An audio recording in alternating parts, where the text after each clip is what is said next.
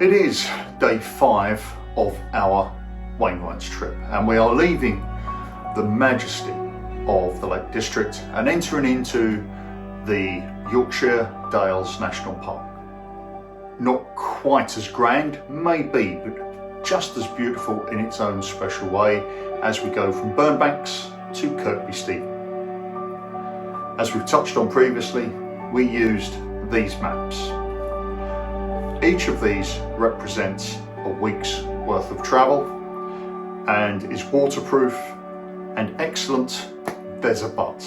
The but is that the scale is pretty small, and there are occasions when it's a struggle for what are possibly old eyes to see the detail in such a map and reference it to the ground as it presents in front of you. I would recommend taking with you additional guidebooks that you can cross-reference the details within these maps to any tips that those books may have and more detailed information that they may contain. We undertook this trip in May of 2021, and during that trip in May, and we were subjected to heavy driving, often horizontal rain.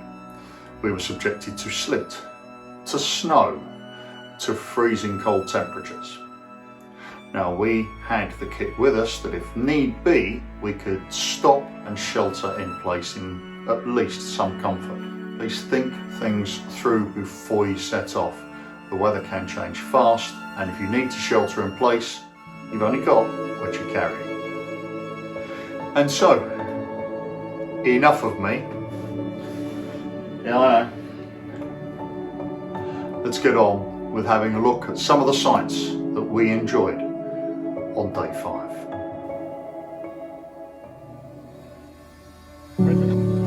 So we are at Burnbank again, and then we are heading in the general direction of Shap. And today we are going to do something of the order of 20 plus miles, but there's not too many mountains in the way, and hopefully we're not at the snow line. So let's be having ya.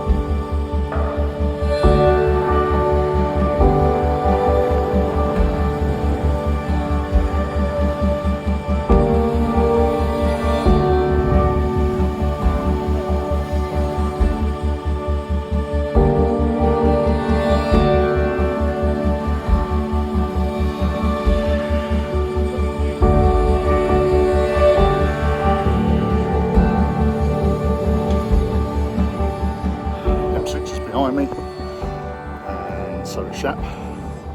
It is now raining, but I'm frankly quite pleased about that, because if the sun had stayed out as it was first thing, I think I'd have been cooked by lunchtime. So we've done about 6 miles now, about another 17, 18 to do. It'll be fine, it'll be fine. I'm sure it'll be fine. This place, which is awesome. Upon your recommendation, Mr. Dunn, Yes, an excellent shop. But they do a good turn in ice creams, and Mr. Dunn has been whinging for an ice cream for some time. If you want the post office, there's a couple of days when it's shut, but the village store is open all the time. This is 11 miles in on day 5. My feet are going, what? But there's nothing we can do, because we're halfway between 2 cars. There is no choice.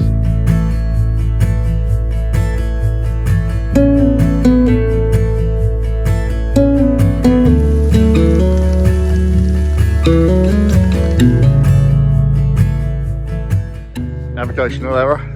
Alton, there's an opportunity that you should take to go left. Unfortunately, head down, thumb up, backside, brain in neutral, and I didn't. So we're now taking a bit of a detour to go through Low Chapel, and hopefully we're going to be able to get back up to Risebeck without gaining much, if anything, in the way of distance.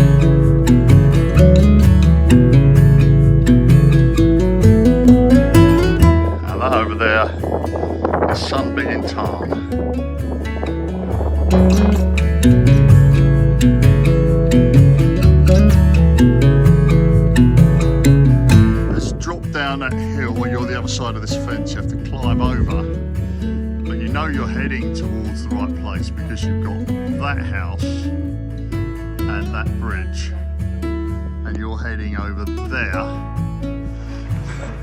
Big arrow there for you to the right. Yeah, I think we'll take that as a hint. Right, so this is Smardale Bridge, and we're just about to turn the page as we go up Smardale Fell. Come down there from the railway. This is just a footpath. This is giving us our route of where we are to where we need to be going.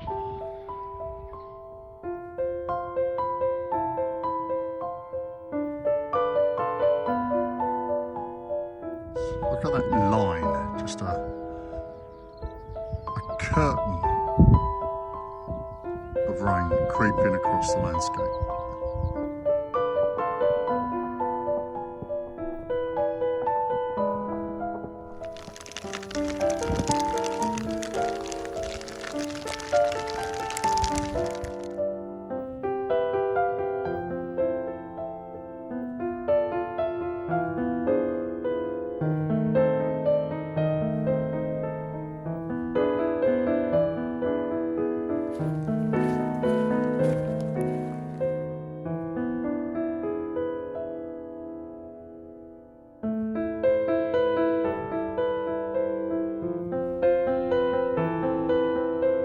And you see that dog leg there? We're past that. And yet, this is what we see. Who has nicked Kirkby Stephen? The coast to coast is from where you come, down there, and we're going that way.